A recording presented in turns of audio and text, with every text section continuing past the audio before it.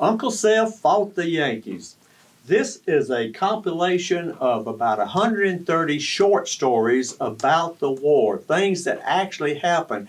Civilian, young people, white, black, soldiers during the war for Southern independence. Now, when General Beauregard was asked about the war, he said, well, the simple fact is that one army came as an aggressive invader with fire and sword. The other army stood as defender of their homes and their families. And that's what Uncle Seth is all about. There was a time when we would sit around and talk to people on the front porch. But now in the digital age, these stories are being lost. But Uncle Seth, we've collected these stories. Now, Ron, is Uncle Seth a real character or is he a fictitious character? And is the stories fiction? All right, Uncle Seth is a fictitious character. This is Uncle Seth as a young soldier, which is what most of our soldiers look like. They were young.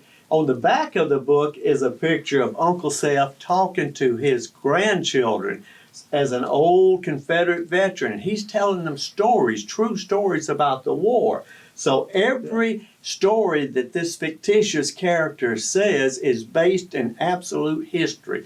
We've collected the stories from memoirs, from diaries, from journals, published way back when these fellows were still alive. And they're stories that are human interest stories. They're short stories. You can read them a page and a half, 2 pages at the most. But it'll be an interesting read because you'll find out things that you would otherwise never know. Ron, let me ask you. In here, doesn't Uncle Seth talk about the sinking of the USS Arizona? Absolutely. The Confederacy was the first to sink the USS Arizona. That might surprise a lot of our Japanese friends. Well, we got to it first.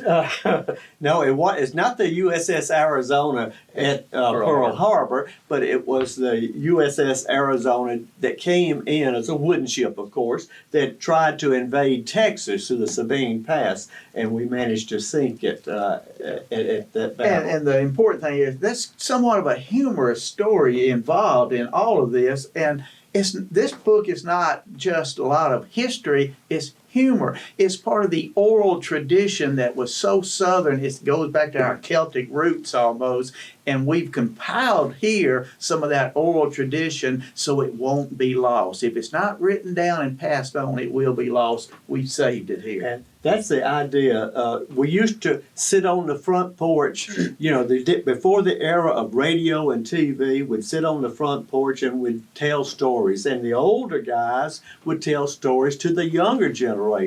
Then the younger generation, when the older guys would pass on, they became the older guys, they would pass it on to their generation. But in the digital age, we're too busy playing on Facebook or looking at our phones or sending text messages. We don't talk to each other like we used to, and that's why this is so important, to save that oral tradition of the South.